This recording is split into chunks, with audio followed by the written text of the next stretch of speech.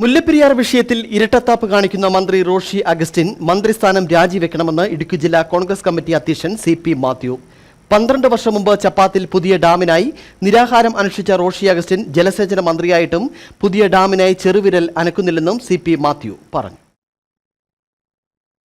12 വർഷത്തിന് മുൻപ് ചപ്പാത്തിൽ മുല്ലപ്പെരിയാർ വിഷയവുമായി ബന്ധപ്പെട്ട്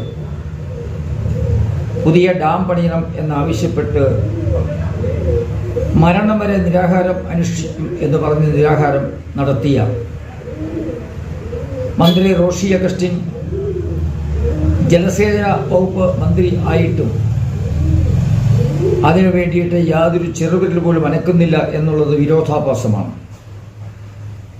ജലസേചന മന്ത്രി പുതിയ ഡാം പണിയാനുള്ള നടപടികൾ സ്വീകരിക്കുവാനുള്ള നടപടികൾ കഴിയുന്നില്ലെങ്കിൽ അദ്ദേഹം ജലസേചന വകുപ്പ് മന്ത്രിസ്ഥാനം രാജിവെക്കണം.